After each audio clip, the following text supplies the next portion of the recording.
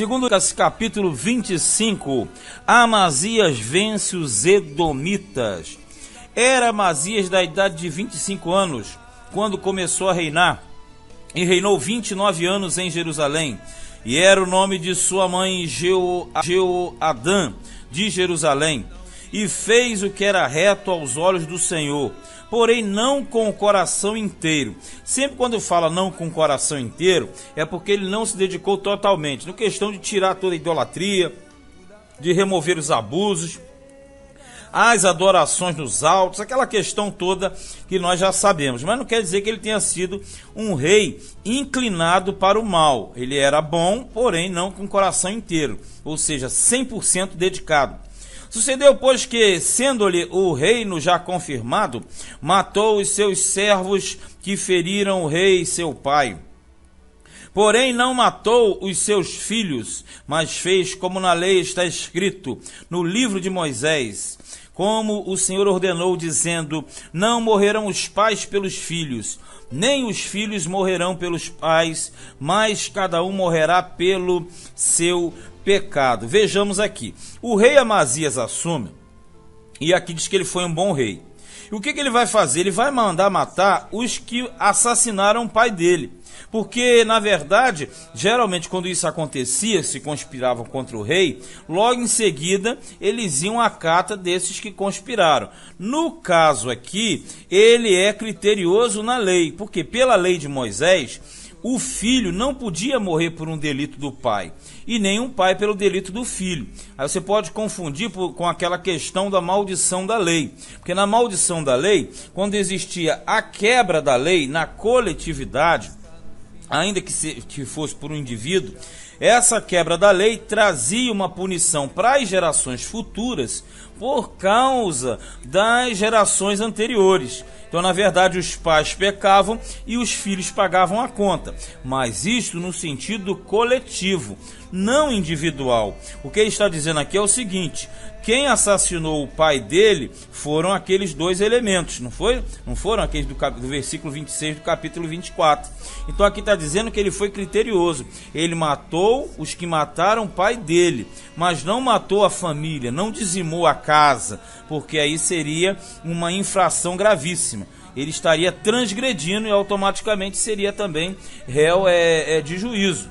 Versículo 5: E Amazias ajuntou a Judá e o pôs segundo as casas dos pais, por chefes de milhares e por chefes de centenas, por todo Judá e Benjamim.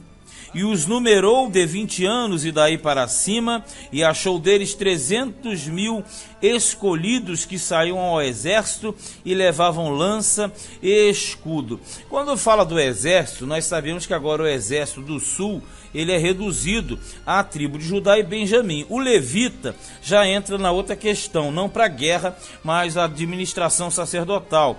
Verso meia dúzia: também de Israel tomou o soldo 100.000 varões valentes, por 100 talentos de prata.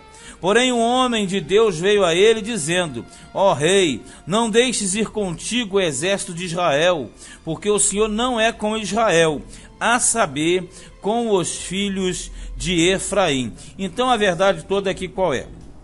Quando Judá estava organizando seu exército para, na verdade, estar resistindo aos inimigos, que no contexto aqui eram os edomitas, foram os edomitas ou idumeus, que eram os descendentes de Esaú, ele foi, achando que o exército dele era pequeno, ele foi alugar o exército do norte.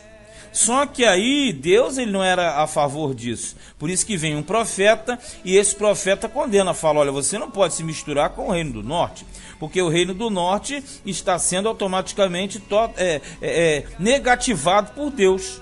Aí no 8: se porém fores, faze-o, esforça-te para a peleja, Deus te fará cair diante do inimigo.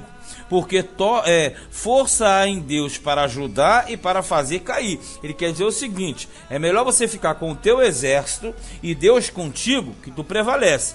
Agora você aluga o exército de Israel, aí Deus vai ficar contra você, porque Deus tem poder para fazer vencer ou fazer perder.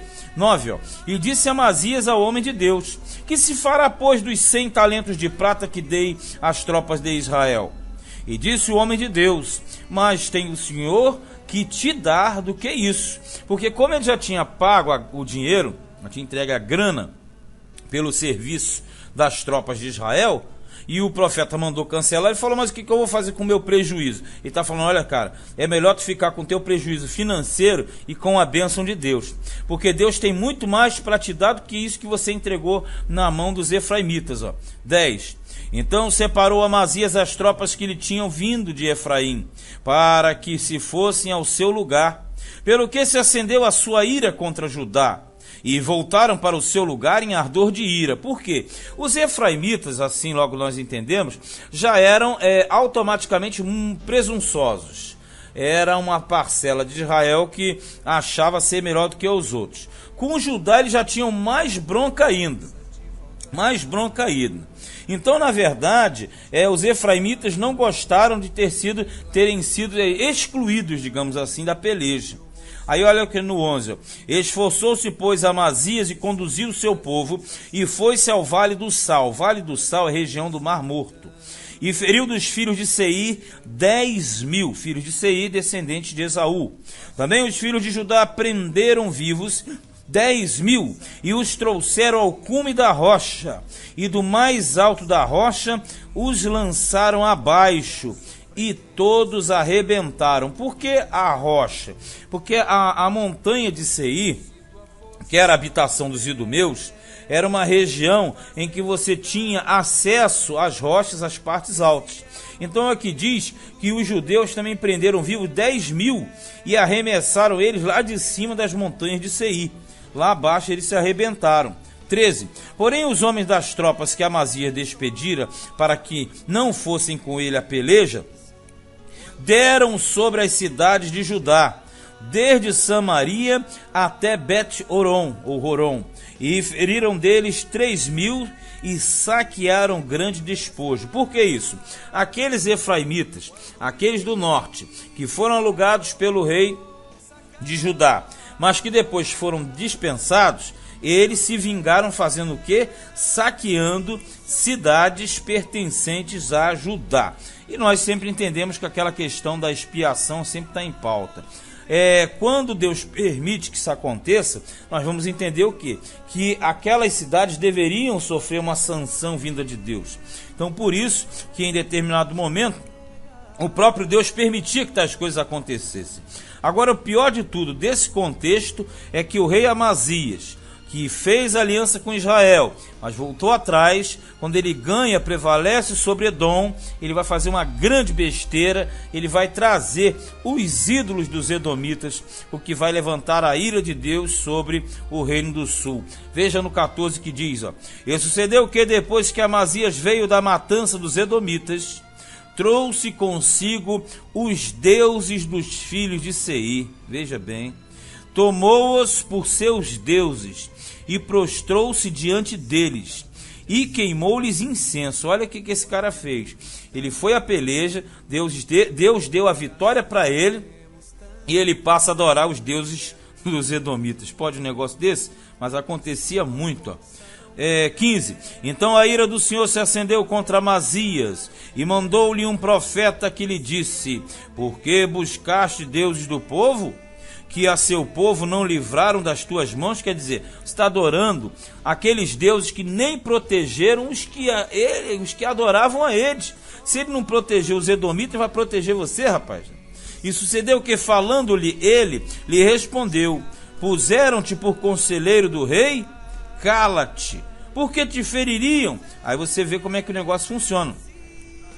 Aqui você percebe sempre que aquele que repreende, e Deus sempre manda um profeta, sempre o profeta, ele tem um risco muito sério, porque um rei, quando estava em fúria, e principalmente quando se desviava de Deus, era muito comum ele mandar matar o profeta. E aqui ele está dando um chega no cara, falou: rapaz, o que você está fazendo? Você quer morrer?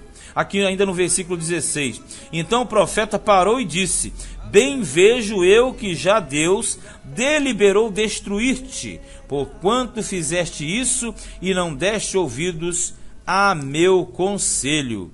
E tendo tomado conselho, Amazias, rei de Judá, enviou a Joás, filho de Jeoacás, filho de Jeú, rei de Israel, a dizer: vem, vejamo-nos face a face. Vamos compreender aqui. O Amazias fez lambança. Primeira lambança que ele fez foi alugar os efraimitas sem a ordem de Deus. Aí um profeta veio e falou: rapaz, não faz isso não, é melhor você devolver a grana, fica no prejuízo, mas não vai não, senão tu vai perder. Tá. Aí ele não foi com Israel. Quando chega lá na peleja, ele vence os edomitas. Aí ele vai e pega para si os deuses alheios. Aí vem o profeta e fala contra. Aí ele dá uma dura no profeta, manda ele calar a boca. E aí o profeta fala: já senti que você está direcionado a entrar pelo cano, né? Digamos assim.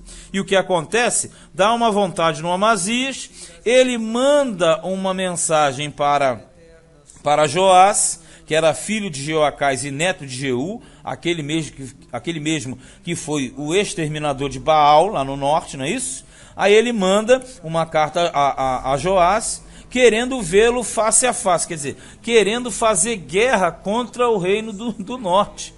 E isso aqui da cabeça dele também, mas já vinha de Deus isso. Porque quando havia um erro, um retrocesso, o próprio Deus impulsionava para que eles caíssem nessa armadilha. Olha no 18. Porém Joás, rei de Israel, mandou dizer a Amazias, rei de Judá: o cardo que estava no Líbano mandou dizer ao cedro que estava no Líbano: dá a tua filha, meu filho, por mulher. Porém os animais do campo que estão no Líbano passaram e pisaram o cardo. Vejamos, aqui o rei Joás, que era o rei do norte, era filho de Jeoacás e neto de Jeú, ele falou para o rei do sul. Ele falou para o rei do sul.